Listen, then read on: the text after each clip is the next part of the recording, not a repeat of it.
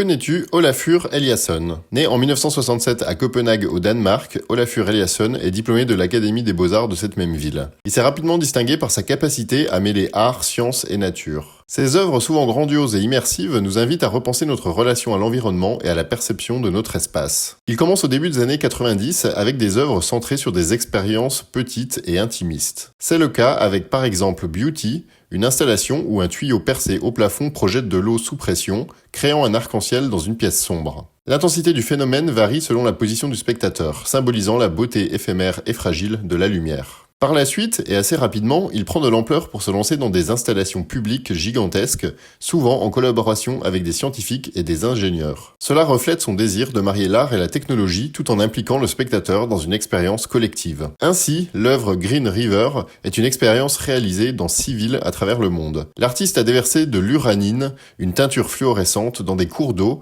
pour modifier leur apparence et perturber la relation entre l'eau et son environnement. Ce changement visuel de la couleur verte, généralement associé à la nature, apparaît de manière artificielle, provoquant diverses réactions selon les lieux. Mais c'est finalement en 2003 qu'il devient une figure publique avec The Weather Project, en transformant le hall des turbines de la Tate Modern à Londres. L'installation comprend un écran semi-circulaire suspendu à plus de 7 mètres de haut et éclairé par 200 ampoules, avec des cadres en aluminium accrochés à un plafond miroir qui donne une illusion d'espace amplifié. Les visiteurs peuvent explorer la construction du dispositif et observer l'illusion depuis l'étage supérieur. Un brouillard artificiel accentue l'effet visuel, créant une expérience immersive pour plus de 2 millions de personnes. Ainsi, l'une de ses caractéristiques les plus marquantes est sa capacité à transformer l'espace public en une scène d'expérience visuelle et perceptuelle. Comme avec Your Rainbow Panorama, une passerelle circulaire en verre coloré située sur le toit d'un musée au Danemark. Cette œuvre permet aux visiteurs de voir le monde à travers un spectre de couleurs, offrant une nouvelle perspective sur l'environnement urbain.